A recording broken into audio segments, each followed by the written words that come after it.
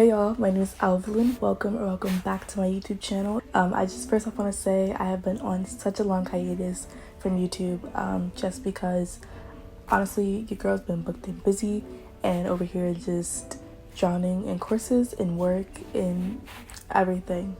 I just completed my sophomore year at Tufts University and to say the least, she was a lot. This video is a sum up and update of what's been going on in my life and also what you can expect to see from this channel moving forward. So this year, I became an RA, which if you don't know, it's like a resident assistant or resident advisor. I just served as a point of contact to students, and also I'm just here if they like literally need any academic emotional support. I really enjoyed RAing. I think it's allowed me to get out of my comfort zone a lot and just honestly get to know more people and meet people I wouldn't have met otherwise. I was in Tilton Hall, which is one of the freshman dorms. It was recently renovated in like 2018, 2019, so it's very pretty. I don't have any footage of like just the hall itself, but I do have like my particular room. It was a single, so RAs normally have singles, and my room was so small, basically a shoebox. But it's okay. I kind of got used to it, and it was getting cute and cozy near the end, so it was all good vibes. But yes, so just throwing in some footage of the room. Also, throughout my sophomore year, had a birthday, turned 20, so close to 21. But yeah, so I had a birthday. Also, at the time I got a tattoo. It says "Just Claim It," which has just been an important phrase throughout my life. And it's a phrase that like my parents have just kind of said a lot when referring to new experiences or opportunities or what have you. Basically, like if you want it, you're seeking out something, all you're gonna do is like claim it, give it to God, and just like basically that's the kind of energy that the quote comes from. In my most recent video, which is dang near 2 years ago, I had hair and now I do not. This is not the 4C shrinkage the girls be talking about. No. I did a big chop in February. Yes, I did a big chop in February of this year, 2022, and I've been kind of loving it, kind of getting used to it, honestly. I don't think I've made many videos where I have like my afro out, but I will like insert a few pictures so y'all can see what my hair was looking like literally months ago. And basically I had a really big, not really big, but like I had a cute little afro that I was loving. I was adoring her. She's finally getting the definition, the curls, like it was all coming together.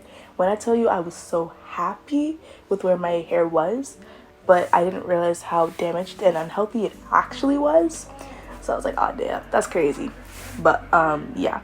So basically, I went to this natural hair salon in Boston, and I was like, I was initially gonna go for like a wash and go or something to like, you know, learn more about my natural hair, and like ultimately it was also a consultation too. So basically like I could learn and grow, and like I knew my hair was like bad, but I didn't know how bad it was.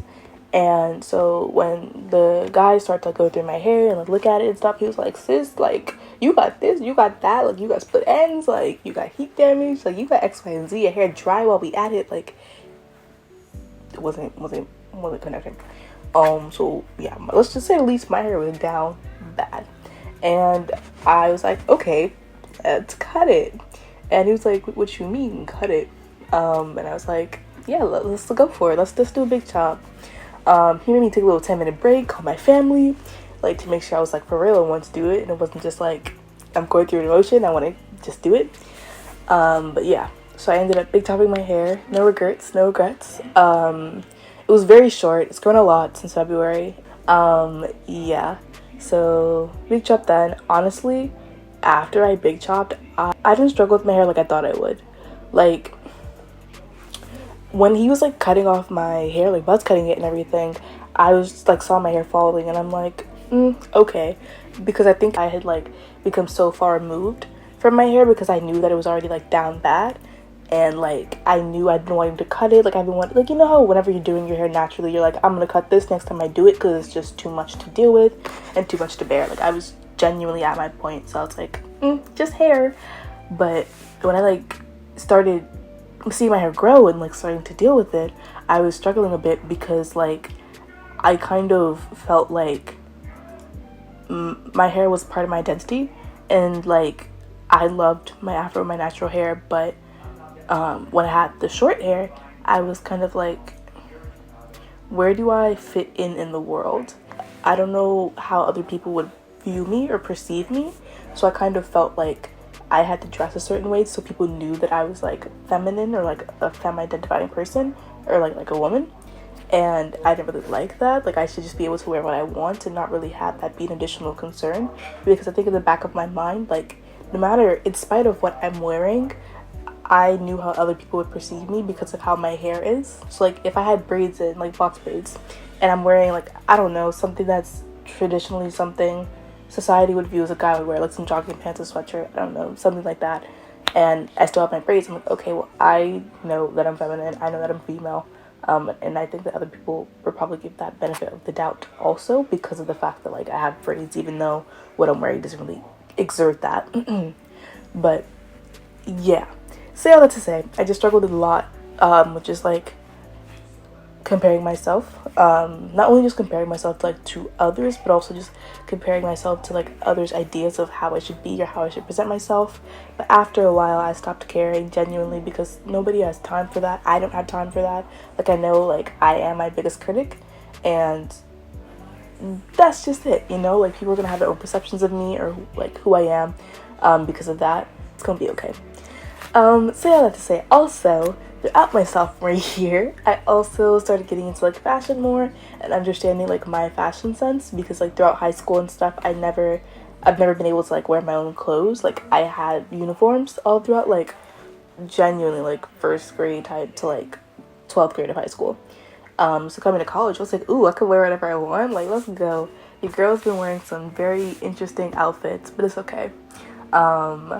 I think that I've definitely grown in my style, loving a lot of like neutrals, minimalisty type vibes, but also there's this particular, like, I think it's like a 70s and 80s kind of vibe where it's just like corduroy pants and like blazers. I love a good blazer. And I got me a new selfie. Your girl's feeling grown, the big girl purchase.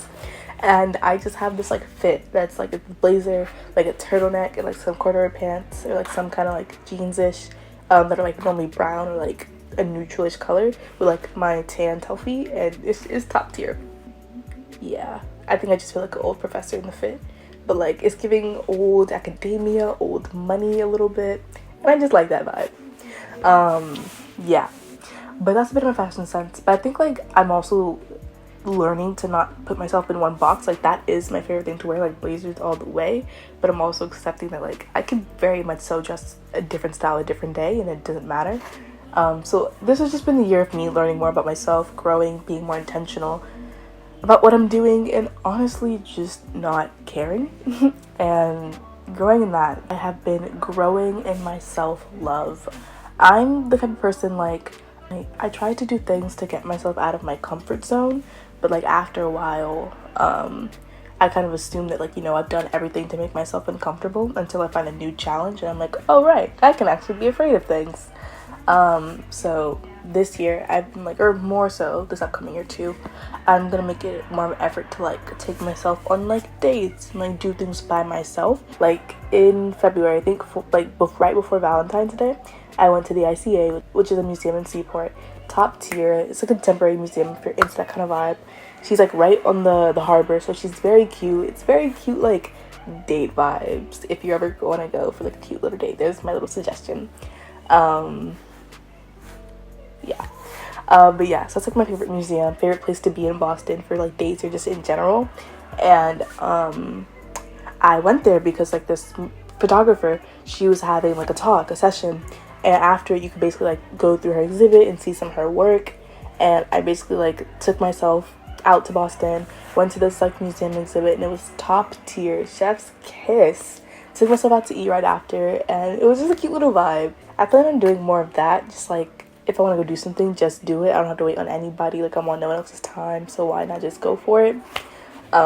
Which is easier said than done all the time, but we're gonna make the best efforts to go out more. Also, another update, guys. I have spent the last month and a half in Fiji. I have I'm in a research program at Tufts, and basically as part of it, it's a 2-year commitment roughly. During your second summer of the program, they want you to go abroad and basically do some kind of like leadership work or just like something in general that promotes what the organization does. And basically you can choose from projects that the organization has, or you can like find your own self-defined project into your own thing. In this experience, we basically like built a health clinic for our local village, and then we also had like a youth empowerment like workshop that we had to participate in.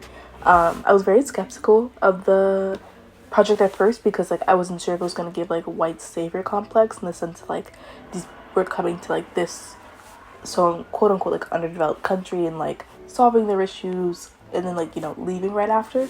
But I truly think that the organization that I worked with did a good job in combating that, just because like we were like, none of this was like led by us. It was led by like the Fijian community, and we kind of were on the back end just kind of like helping them more so than like being the ones coming in saying what we're gonna do and like fixing it or what have you. But yeah, and last but not least, I have a new